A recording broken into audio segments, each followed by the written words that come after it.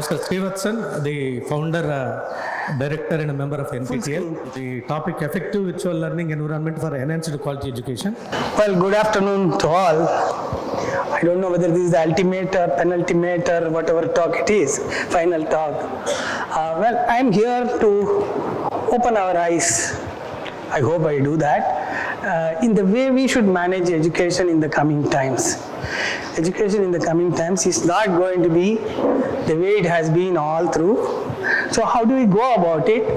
Obviously, all universities, good universities of the world have very strong what is called virtual learning environment. Of course, it differs from various days. I know if you go to, say, National University of Singapore, with a single login, you get to know everything about the university. You can navigate yourself. What are the seminars coming? What is this coming? How to submit assignments? How to cut jokes? Everything has a place. Plus, you go to the learning management system, do your course, etc. So every student, in fact, in Korea, they have a concept of a student getting an education passbook if they want. They can take courses from college A, another course from college B, a third course from maybe online, still it will be valid for a degree. So there are so many ways to liberate people. It is time that we create, including teachers, we create environments by which we can actually look at education system. Once those systems are understood, the way we are doing any ranking framework and all will become obsolete. The way actually it has, the day we can make our ranking system of this kind and give way to more of quality attributes to every course that we teach, in many ways, it probably will bring the necessary transformation in the education system. So that's what I'm going to talk. I'm going to show a methodology by which I'm going to take the affiliating university colleges as the pattern, but it need not be so. It can be done inside a college, inside a university. A methodology by which we can manage effective virtual learning environments for every course, okay, in which it is learner-centric, learning-centric education, and so on. And teachers are every comfort of every party is assured. And then we will look back and see how this system can fit into various ranking framework. Just to introduce myself, I was also, along with Mangala Sundar and Professor Anant and all, a founder of NPTEL. Steered it for many years. In fact, I was part of many national initiatives by multiple IITs in the 80s. We were part of introducing GATE exam. I was part of bringing ERNET and internet to India, then applying internet to various spheres, from CAD/CAM manufacturing to agriculture and so on. And even dabbled creating a TV serial in Kerala which continues to run even today after 16 years after I started it. Okay, so like that I've done many things. So can you go next slide? Okay, we just saw, I'm quickly running these slides, the 5 parameters that we do, of which teaching learning resources, that is TLR, graduation outcome and perception, they are interrelated, and I think all these 3 will be deeply affected by the kind of system I am trying to show. And it doesn't require any revolutionary thinking to do such a system. And we have enough IT platforms to do that. So basically how we can set up a VLE to tackle all these 3 by a collaboration of colleges, particularly collaboration of teachers in a given subject across the colleges, along with the university appointed board of studies, subject matter experts or whatever it is. So we can create virtual learning network for every course across the university's college system. And each such course space will tackle the quality parameter of teaching that course. So we can go to ranking of how each course is taught rather than worrying about which college is teaching. My aim is to achieve quality education to independent of geography to every student. And with great teachers' comfort, and in fact it will produce great teachers. How do you build that? That is the idea. Next one. Okay, just recapitulate some inspiring sentence by Swami Vivekananda. We want that education by which character is formed, strength of mind increased, intellect is expanded, by which one can stand on one's own feet. Very well-known quotation. Now, today we are entering a knowledge society domain. So thinking in the way we are doing today, nitpicking on parameters and how this is assessed, credibility of data and all, we are missing the bigger picture. I hope we don't do that, they continue to do that. So quality education to all independent of geography should be the national aim. Why a student is not getting quality education, how to help the college which is doing that to achieve that, or the student to achieve that, and so on, that is important. And it is very essential higher education integrates with national development. The isolation of education from development has caused a lot of problems, which I will take another lecture to do that. Okay. The most important is we are leveraging the 4 C's: connectivity, collaboration, critical thinking, and creativity.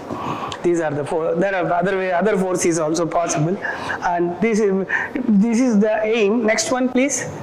That I saved some time. We have been talking of outcome-based education. Mine is also no different. In fact, I am giving 3 important parameters by which a quality of an institution can be judged, quality of a college. One is, can we teach each course in an outcome-based education manner? That is the first parameter. Second is what Poonia and others were, Professor yesterday he spoke about Washington Accord, graduation outcomes and so on.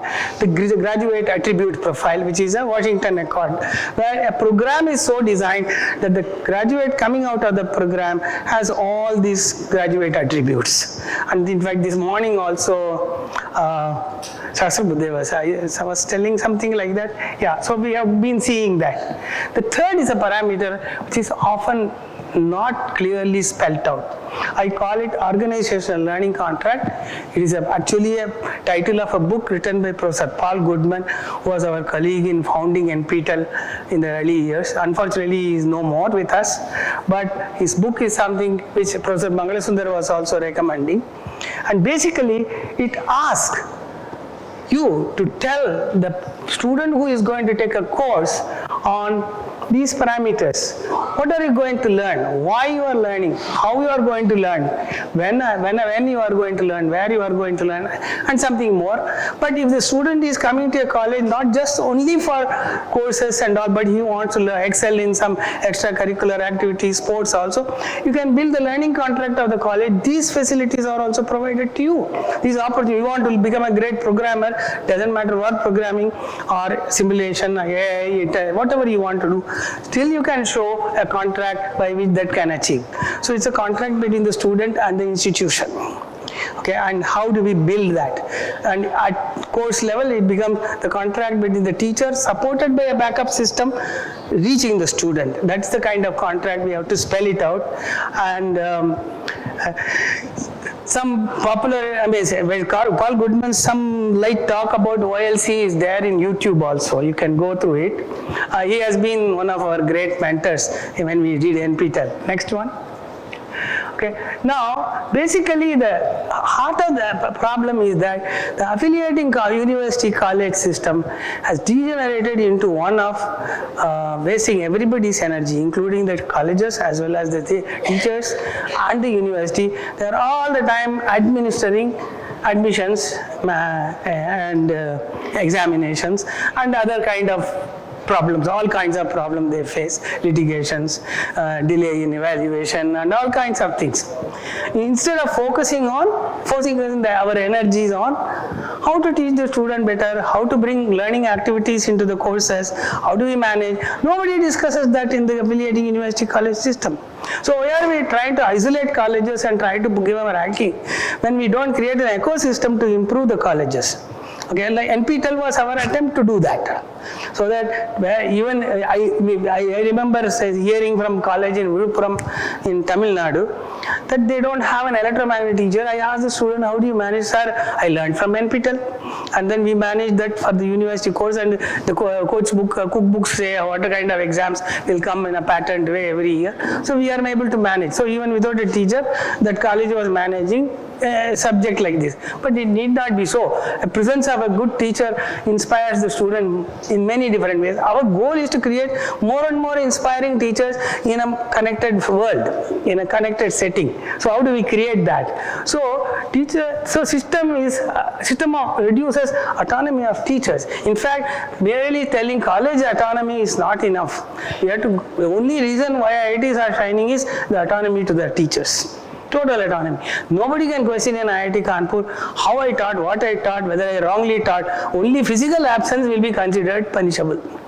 Okay, I can teach wrongly, I can set papers wrongly and get it, but nobody, not even the Senate can question me why I did that. My popularity will go down, or I may not be assigned that course which I wanted to teach next year. But the peer pressure is so high, you have to do things right. I mean, the peer pressure is what we need to achieve in this. In fact, many people say how much we talk. So we have flooding the world with information. I hope you also know the pyramid of data, information, knowledge, wisdom kind of thing. You have data, observations from which you gather information. Up to that, it is mechanizable. AI is also a kind of information, so to say. But then, when the information is presented in a context to a knowledgeable person, he perceives what is the meaning of that information or what action to be taken using the wisdom. That is the way it goes. Okay, so knowledge is information to be seen in a context. The context can be artificially generated through AI, through deep learning and all that, so that it helps. But then you can always leave it to the final human wisdom to take what action, what judgment you will take. So, okay, let us take this decision rather than that decision. That kind of maturity you have to bring into the people. Okay, so teacher's role gets diluted today in more of coaching, and coaching and teaching are actually opposites. In coaching, you set in fact, you make the student blind to the reality of the subject. Okay, the questions are patterned. Many weak colleges put pressure on the university to dilute the question paper so that more students will pass. So the education has failed our society in many ways, not one person's fault. And MHRD and these people are blind to this. There is the problem with us. Okay, how do we transform this education system to bring this triad of outcome-based education, good achieving graduate attribute profile, and good organizational learning contract? If we learn to build OLC, we will solve all ranking problems, in my view. Okay, so how do we do that? Next one. So I am proposing a methodology. I call it technology augmented learning and course management system.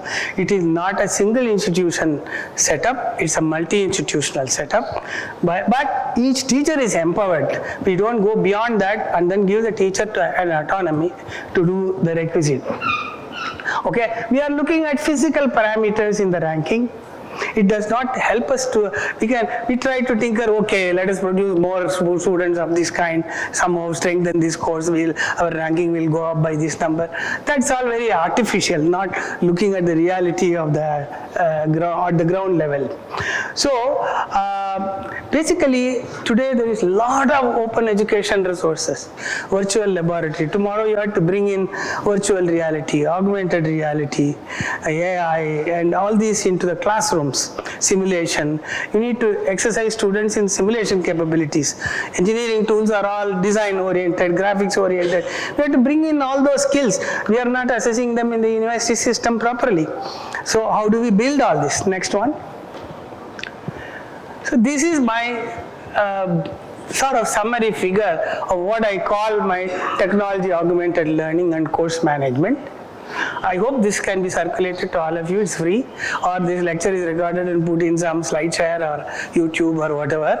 I'll be happy with that. Basically, we at the top level first, the University Board of Studies appoint, say, 3 subject matter experts in a particular course or a particular course. The whole diagram is course specific. Okay. That subject matter expert, the first life cycle is there, course design and lesson plan development. They take the open content, they ask teachers to create content whatever way, or open education resources, and build what is called a lesson plan. This lesson plan can have In fact, I propose a 3-column lesson plan. First column tells what is to be taught, how in what period it has to be completed, the parameters, what is the prerequisite required for that lesson, links to that, and so on. The second column, so I'm going to come to that later. So once you have developed the lesson plan, take a university cloud, some server, in which this Talcom open course guide and lesson plans are openly published. So the whole world can criticize or improve its design. There can be a blog there to suggest improvements and so on. The best tool for this simple tool is to use a university wiki system. Publish it. Okay, once you publish, then these lesson plans are taken by each college, that each circle is in background, represent diverse colleges. There may be 100 colleges under the university, not a problem. Their teachers and resource persons take this lesson plan, plant it in their LMS. So this lesson plan guide how the LMS will be set up in the colleges. And that way there is a fair uniformity across, and the lesson plan can really target learning activities of sophisticated kinds also. And so that is a lesson, and all these 100 teachers are supported by Board of Studies appointed subject matter experts. So they form a closed ecosystem in which every teacher can ask a doubt, discuss. If a good teacher is in one college, they can contribute to the other teachers, and there will be an ecosystem of enhancing the way subject is to be taught. Ultimately, how we teach a subject is far more important than the curriculum, syllabus and all. In fact, in IIT Kanpur, we have interviewed the best of teachers and all. How did students perceive you as the best teacher? They all had one feature in common. They said, we take some 3 or 4 core concepts in the entire course and drill them again and again repeatedly till every student in my class gets that. We ignore all of the rest of the syllabus. But we don't mind examining in the rest of the syllabus, because now we are confident the brighter students can connect what I have taught with the rest of the syllabus. So we don't have to worry about that. So this is very important, that flooding the student with information is not necessarily going to communicate concepts, but it is much more important that you teach whatever a few concepts in good depth and good understanding, see that maximum number of students get it. Yeah. Okay. So that is so you can do whatever. Now each college using its own LMS and its own e-learning framework manage the class in their own places. So we don't want to interfere in the autonomy of the teacher and college system to do that. Okay, now this system creates very powerful concepts. For example, we can put some online testing system. In the LMS itself, there is an online testing within the college. But university can do an online test quickly to see all these people are following. And later on, when we see in the lesson plan, by designing it in a particular way, we will be actually testing the student. For example, I have completed a topic, ask the student to make a self-test. I will come to the pedagogy diagram later. So students, teachers, anywhere working in the class or lab can be continuously connected with this learning network. Okay, so they are not going, it is not difficult to set this up. All that you need is some wiki, maybe a Moodle, all free open source software, and maybe a few other tools. We don't need to pay for the software, but we need to pay for services if you hire somebody's services like Advisely and all that. We can even bring that Advisely type of knowledge graph, plant it to study the pedagogy that we are doing. Okay, next one. So there are 3 cycles in this to be maintained. One is course and lesson plans development cycle. Just like NPTEL, this is prepared in advance, approved through academic council, and published openly for criticism also, so that it is going to say not just what we are going to teach, how the learning activities will be put, how the students will be engaged. So it is much more on pedagogy than we otherwise. Then there is course support network of teachers in colleges supported by subject matter experts. So that no teacher is without help. Okay, so we can take actually a junior, fresh graduate as a teacher, put them as associate teacher rather than that, groom that person. In fact, in IIT Kanpur, when I was a young teacher, my own professor, I was invited to join IIT Kanpur, so I was so proud about that. I never had to apply for IIT Kanpur. Okay, so when I did that, first 2 years I was assistant to a much better teacher, much more experienced teacher. 3rd year, I was teaching and my teacher was my assistant. And he will attend all my classes. So you have to be on your toes. So you become a good teacher naturally. That we have to create ecosystem for creating teachers, and that is absent. Okay, so now this will automatically bring that. So course support network of teachers in colleges, then course class management using the LMS, the learning management system, at least 16 freely available LMS. The Moodle has become like a Linux, a default standard in LMS. Even entire state universities of California have all adopted Moodle as part of their virtual learning environment. So there is no problem in getting a software there. And it is improving because there is a developer community. I trust any software which is open source, free, and has a developer community. Okay, then they are trustworthy software. Okay, so then we set up a university education cloud and open for publishing of this lesson plan. Next one. So all that now university today is a suffocating environment the colleges have to suffer, because they have to comply with the exam system, the admission system, everything. They don't have autonomy. So, but we need autonomy down to the teacher in some sense. But a less experienced teacher will be assisted by well-experienced teachers in the model that I have given. Okay, so the group of SMEs are constituted by board of studies, and for the entire semester or something, even retired professors can be appointed in this. So you don't have to worry about that, because what we need is experienced people. So course support network of teachers. So the university colleges are connected over the NKN. In the present NKN, the knowledge is missing, National Knowledge Network. Now this will bring the K part of the NKN. Okay, we can create that. Okay, so then we put the class management system in the LMS. How to do that we can go into detail, but this is not the time. Okay, there is fourth course ecosystem. The entire student community across the colleges can also blog and discuss. University can give blog discussion space for them also. That will create an ecosystem whereby you cut the barrier across all the colleges. Okay, so there is no need to worry about. In fact, the students can cut jokes about teachers, healthy jokes hopefully. Okay, that kind of a thing also will be nice. We used to have, when the internet was opened in 90s and all that, we were all part of it. There were a lot of jokes. So one student in New York was selling, my teacher is teaching like this, made fun of it and aha and all. Then another student in California replies, oh, you are so lucky, my teacher is teaching me like this, it's much more fun. Like that, they were exchanging, criticizing teachers. That was the kind of blogs that were going on. I'm talking 1990, late 90s. Okay, so we get this.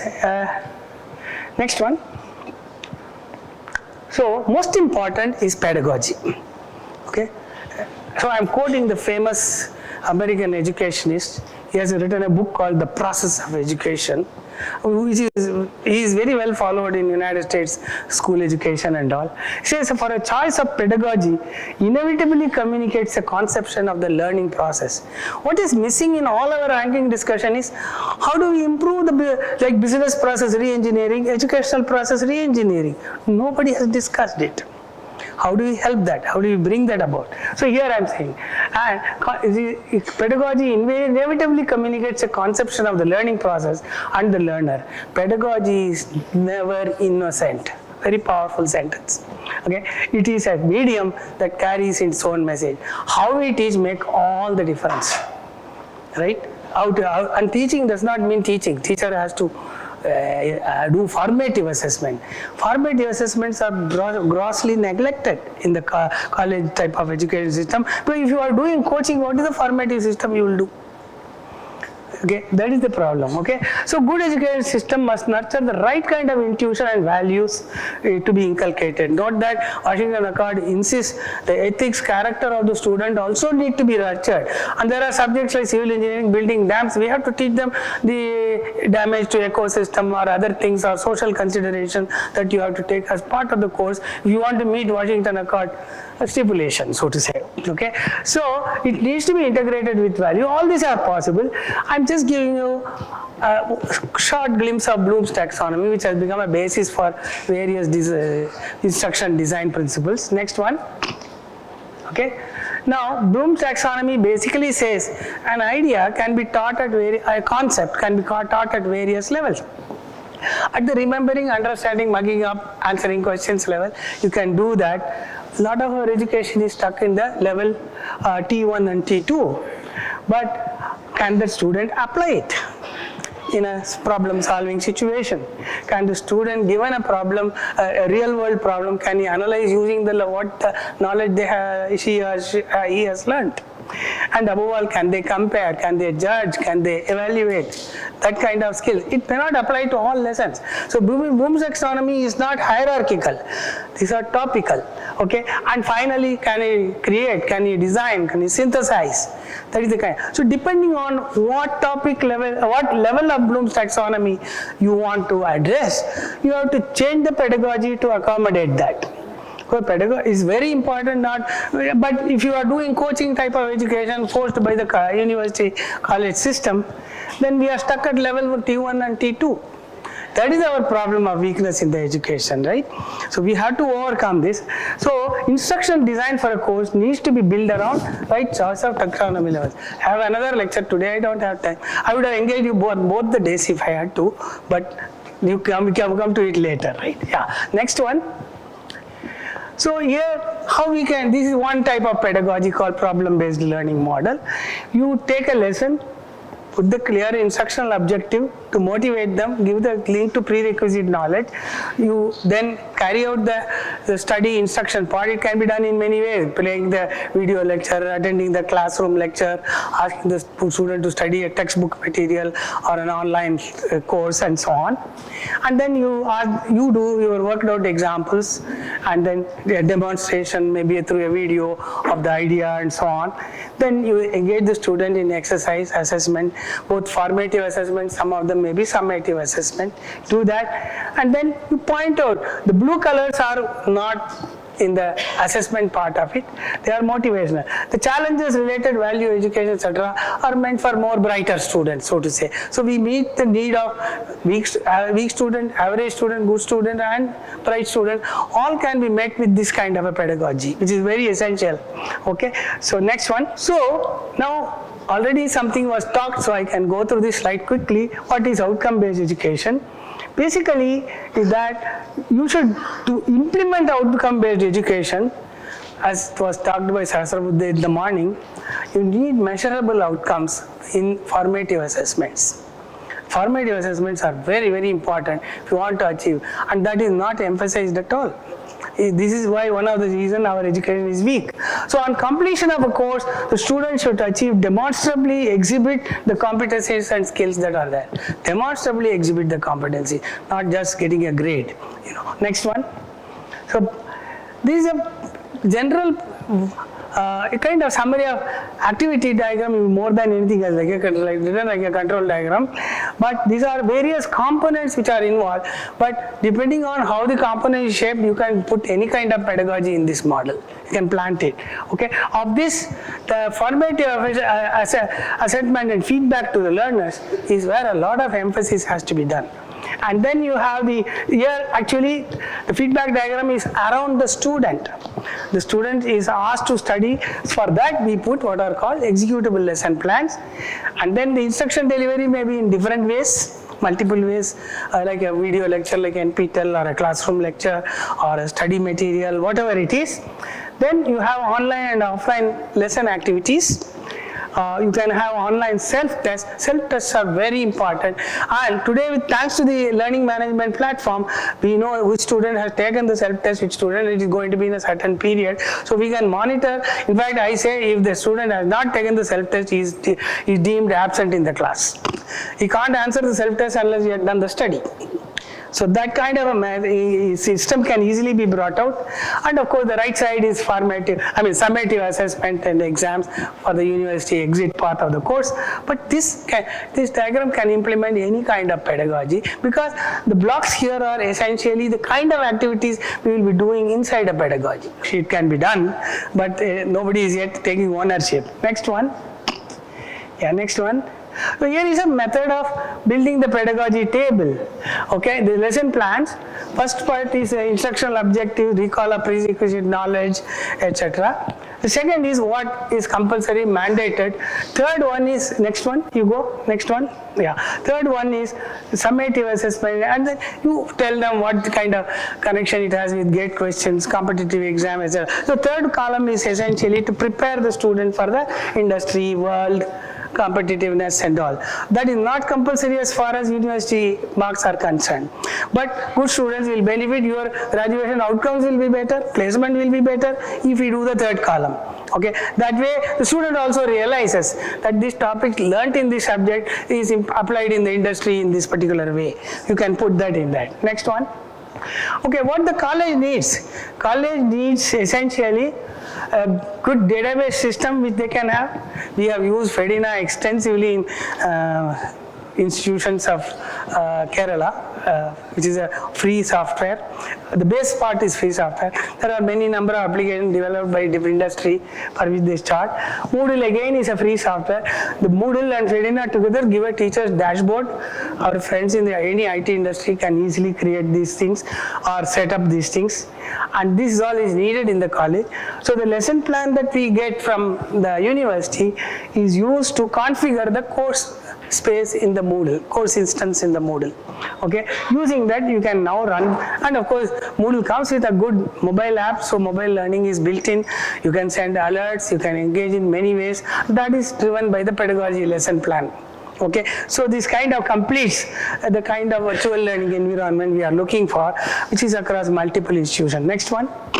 Okay, so the 5 advantages of what I call as pedagogy integrated technology enhanced learning ensure students stay focused in the study while using internet and OERs, which is very important in today. Okay. Second, all resources required are available online in the right connected point in the right context. A resource not connected with the context is often noisy. It distracts the students. Okay, that is here. So it allows for BYOD support. BYOD is industrial jargon for bring your own device. You can work on any transparently on any device. You can use a Chromebook, you can use an Android phone, a tablet, or you can use your, of course, standard laptop, LMS, whatever it is. Okay, then class management by teachers is enhanced through adoption of flipped class. You can use this model to adopt flipped class, whereby students are taking the class at home and come to the class for problem solving. So you can make the classes more interesting, demonstrations and various other things. So these are very important, and automatically you will see the perception of students will also change. And it is no longer a single college affair. So collaboration of all 100 colleges under one university.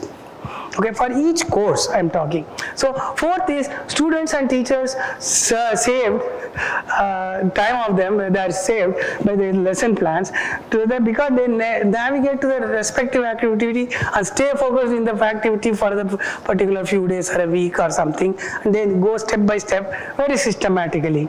Okay, so it allows holistic organization of course program management. Above all, it will improve. In fact, designing the lesson plan with learning activities, a lot of research has to be done. You want to use an augmented reality or a data science, teachers can do research in that and publish papers that will boost your research output. And they are not deviating from their duty. In fact, they can use the student to do research in this. Yeah. Next one. Yeah, same. I'm just repeating. This is the virtual learning environment I'm proposing. It's a matter of will to come together over a technology framework. Okay. Next one. Okay. So NIRF parameters needs to add PyTel over Talcom for effective support. That's my first recommendation. Then transform the education system to one of high quality through collaboration of teachers in every subject, assuring quality education independent of geography. Why are we all the time picking on the colleges? They are suffering from a product of a time and system which we have imposed on them. That is not necessary. Use PyTel as a methodology, establish the right IT framework. So I'm just quoting Douglas Engelbach. a well-known founder, you may call modern Silicon Valley. He was a Stanford professor. He invented the mouse, graphic user interfaces, and so on. He invented in 1965, but they started getting used in 85, so he lost all the patent validity, 20 years gone. Okay, and he says, to improve our collective ability to solve the world's problem, we must harness the immense power and promise of technology. Nowhere we are seeing that kind of discussion in the kind of NIRF we have had. I think we just have to open our eyes and let us all apply. When we apply together, I tell you, our students will become very smart if you open this. They will solve, they do even the teacher's problem. The bright students can help weaker students in this game. Okay, next one. Yes, this is a concluding slide. It is man's social nature which distinguishes him from the brute creation. If it is his privilege to be independent, it is equally his duty to be interdependent. We have to leverage this beautiful interdependence by creative use of the internet space, which we are not doing adequately. Okay, that is one. So Telecom enables teachers to collaborate, leveraging the interdependence of teachers and learners for quality education. It is not difficult, it will come naturally, but we human beings, socially in a social sense, we have to do that. I'm just quoting Peter Senge. It should come as no surprise that the unhealthiness of our world today is in direct proportion to our inability to see it as a whole. I'm trying to give a holistic or whole picture for this. And if I conclude with a quotation from Einstein, he says, you cannot solve problems using the same kind of thinking that created the problems in the first place. You have to get out of this mindset, break ourselves loose from the trap we have created ourselves. Let us liberate ourselves and let teachers and students flourish and do this job. It is not something dictate from bureaucracy, administration, and all are going to help. So all that I am saying is, let us enjoy transforming India's education. I tell you, it will be a great pleasure. I derived a lot of joy in doing NPTEL. Why not others take this forward? Okay, next one. That is my final slide. And my slogan is, together everyone achieves more. That is team. I wish you, all of you, the best in the coming times, using more innovative thinking based on this. I have just given a very skeletal idea of what I am planning. I'm looking for one state to invite us and make that apply in that particular state. Okay, thank you.